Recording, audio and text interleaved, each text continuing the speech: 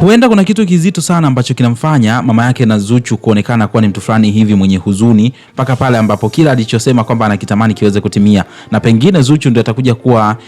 mtu pekee ambaye anaweza kulifuta hili chozi la mama yake ambalo amekuwa nalo kwa muda mrefu sana, kwa sababu kama unavyofahamu Zuchu ni mtoto wa kwanza kwa mama Zuchu kwa vile ambavyo tunamfahamu. Lakini pia yawezekana kuna kitu hiki ambacho mimi naenda kushare naye hapa ambapo pengine sisi tulikuwa hatujui, na ndio maana kimemfanya mama Dangote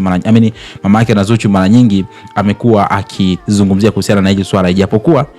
awamu hii huenda kama amezungumza mara ya mwisho kabisa. Tuanze tu moja kwa moja mwanzo mpaka mwisho hii video kupata kufahamu kweli wote juu ya kila ambacho mama Zuchu alikizungumza na kinachomfanya mwisho siku anakosa amani kabisa kuhusiana na Diamond Platnumz, lakini pia pamoja na Zuchu na issue nzima ya mahusiano yao. Mimi naitwa Gabby Official na hii ni Bongo Vibe. Naomba nikukumbushe kuna mengi sana na story nyingi sana kuhusiana na mastaa wako wote ambao unawakubali, utakuwa unazipata hapa kupitia channel yetu ya Bongo Vibe. Kwa hiyo cha kufanya, tazama chini hii video hapo kuna neno limeandikwa subscribe, fanya kulibonyeza, baada ya hapo like video, kisha kwenye sehemu ya comment utakuja kuniachia maoni yako kuhusiana na kile ambacho mimi naenda kushare nawe hapa. Sasa kama kawaida tunafahamu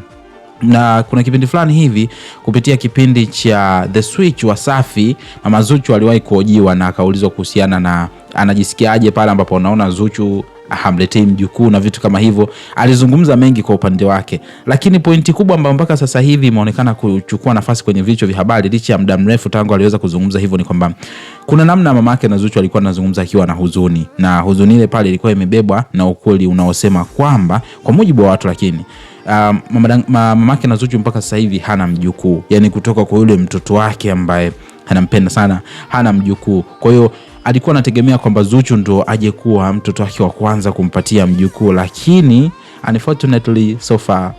tujaona kitu kama hicho. Sasa inasemekana kwamba mamake na Zuchu hicho ndicho kitu ambacho kimekuwa kikimfanya anakuwa na bubujiko machozi kuona kuna watu wenzake walikala kama lake tayari wana wajukuu, lakini kwa nini yeye? Na alizungumza kwamba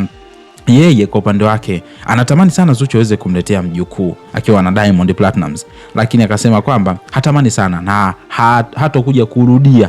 kuzungumzia tena hili swala la Zuchu pamoja na Diamond kuweza kumletea mjukuu, kwa sababu amelizungumza tena na tena na tena. Kwa hiyo akasema sirudi tena kulizungumza hili swala, kwa sababu nadhani kwa sababu linamsababishia pain kwa namna fulani, kwamba mama age imeenda, lakini ndio hivyo tena hana mjukuu, kitu ambacho kinamfanya kwa upande wake asijisikie poa, and especially mjukuu kutoka kwa Zuchu. Imaki your point. So kwa upande wako tuambie, unadhani labda kulikuwa kuna haraka gani au kuna sababu za msingi za kumfanya mama ajutie kuona kwamba Zuchu hajamletea mjukuu, au asubiri pengine mipango yao Zuchu na Diamond Platnumz ikikaa sawa basi kila kitu kitakuwa okay? Tuambie kwenye sehemu ya comment hapo nini maoni yako, lakini muhimu zaidi usisahau kusubscribe hapa kwa ajili ya kupata updates kwenye video zijazo.